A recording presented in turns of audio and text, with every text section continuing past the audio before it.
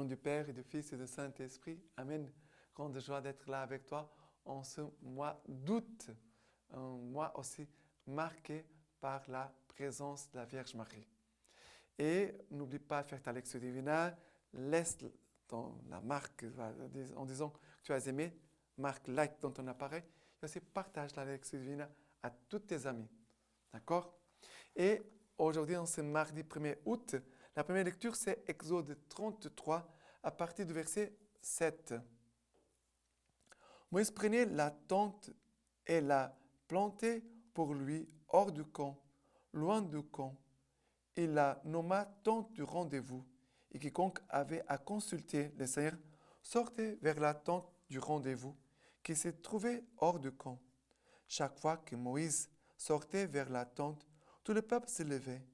Chacun se postait à l'entrée de sa tente et suivait Moïse du regard jusqu'à ce qu'il entrât dans la tente.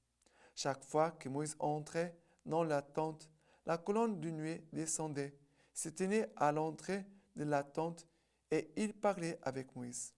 Tout le peuple voyait la colonne de nuée qui se tenait à l'entrée de la tente. Et tout le peuple se levait et se prosternait chacun à l'entrée de sa tente. Le Seigneur parlait à Moïse face à face, comme un homme parle à son ami. Puis il rentrait au camp, mais son serviteur Josué, fils de Noum, un jeune homme, ne quittait pas l'intérieur de la tente. Après les versets chapitre 34, verset 5. Il nous dit ceci, il invoqua le nom du Seigneur. Le Seigneur passa devant lui et il proclama, Seigneur, Seigneur, Dieu de tendresse et de pitié, lent à la colère, riche en grâce et en fidélité, qui garde sa grâce à des milliers, tolère faute, transgression et péché, mais ne laisse rien impuni et châtie les fautes des pères sur les enfants et les petits-enfants, jusqu'à la 3e et la 4e génération. Aussitôt, Moïse tomba à genoux sur le sol et se prosterna. Puis il dit, c'est vraiment, Seigneur, j'ai trouvé grâce à tes yeux, que mon Seigneur veuille bien aller au milieu de nous, bien que ce soit un peuple à la nuque raide. Pardonne nos fautes et nos péchés, et fais de nous ton héritage. Et après le verset 28, Moïse demeura là avec le Seigneur 40 jours et 40 nuits.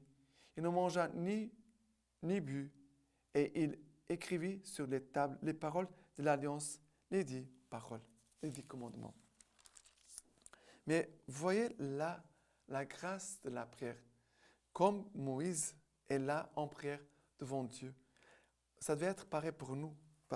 La parole dit, le Seigneur parlait à Moïse face à face, comme un homme parle à son ami. Puis il rentrait au camp, mais son serviteur Josué, fils de Noum, un jeune homme, ne quittait pas l'intérieur de la tente. Ça montre la vie de prière. On est là comme un ami avec son ami devant Dieu. La vie de prière, c'est une amitié, un échange d'amour et d'amitié entre Dieu et nous, et chacun de nous et Dieu. Et en même temps, quand on prie vraiment, on ne quitte pas l'intérieur de la tente, ça veut dire l'intérieur de notre âme. La tente du rendez-vous, c'est notre âme. C'est ici le lieu de rendez-vous. Bien sûr, nos églises doivent être des lieux de rendez-vous où nous allons chercher le Seigneur pour demander conseil, pour demander secours, pour demander consolation et force. Bien sûr, l'Eucharistie chaque jour, c'est cela. Mais aussi la vie des prières vers l'intérieur. Et quand nous sommes en prière, l'Esprit Saint, la nuée, nous enveloppe de la présence du Seigneur. Voilà, c'est beau de voir ici qu'est-ce qui se passe au moment de la prière. Quand on s'approche du Seigneur, il nous entoure de son amour qui s'appelle Esprit Saint. Et c'est cet Esprit Saint qui doit vraiment nous aider à vivre dans la présence du Seigneur et de savourer vraiment que le Seigneur est un Dieu de tendresse, de pitié, non à la colère, riche en grâce et en fidélité. Voilà, l'Esprit Saint veut nous aider à goûter à vivre ça. Une chose que je voudrais maintenant faire seulement en parenthèse, ici, c'est quand Dieu dit, mais que ne laisse rien impuni et châtie les fautes des pères sur les enfants et les petits-enfants, jusqu'à la troisième et quatrième génération. Ça, c'est l'Ancien Testament, d'accord? Ce n'est pas pour aujourd'hui, parce que parfois, il y a des gens qui croient que les enfants vont payer les fautes des parents, ou les petits-enfants vont payer la faute des grands-parents. Non, non, non, non, non, non, pas du tout, pas du tout. Ça c'est faux. Ça, c'est faux. Nous ne devons pas oublier que cela, c'était la mentalité du peuple dans l'Ancien Testament. C'était la mentalité.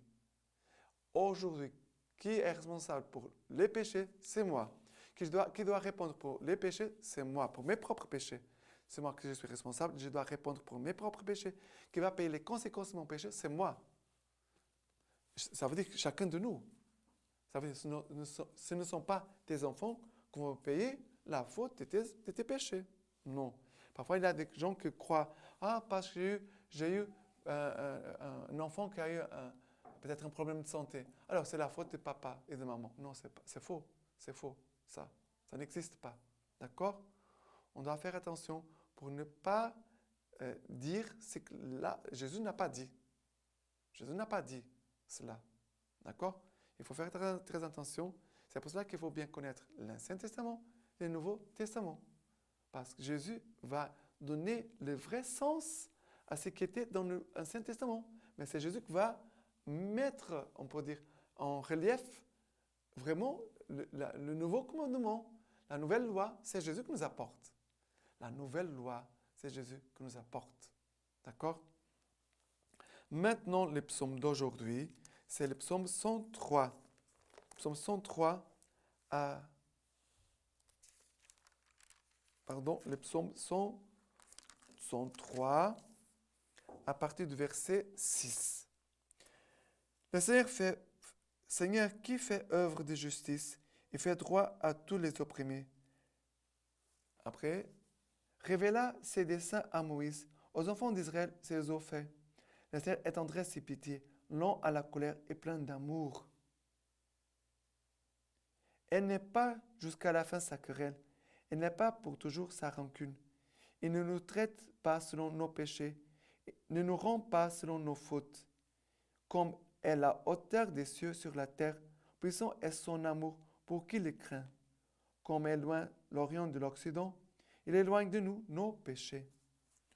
Comme est la tendresse d'un père pour ses fils, tendre est le Seigneur pour qui le craint.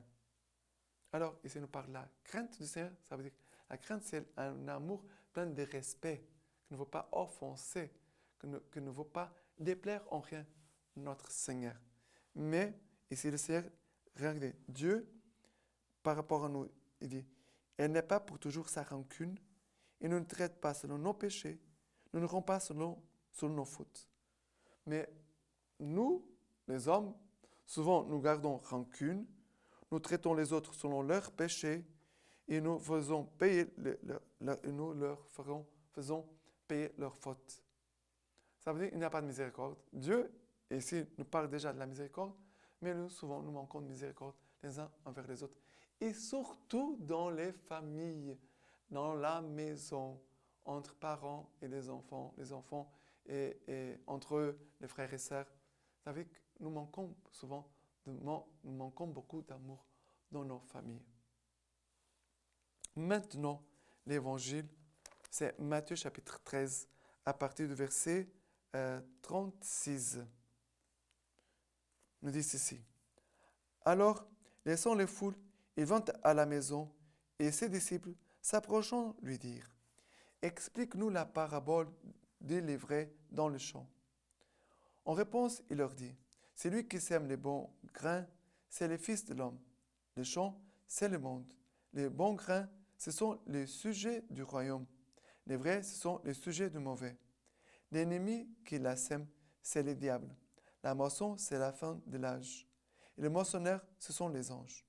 De même donc qu'on enlève les vrais et qu'on la consume au feu, de même en sera-t-il à la fin de l'âge. Le Fils de l'homme enverra ses anges qui ramasseront de son royaume tous les scandales et tous les fauteurs d'iniquité et les jeteront dans la fournaise ardente. Là seront les pleurs et les grincements des dents. Alors les justes resplendiront comme le soleil dans le royaume de leur Père. Entendent qui a des oreilles. Alors ici, Jésus nous donne l'explication. Et ici, il parle des enfants du royaume et les enfants du mauvais.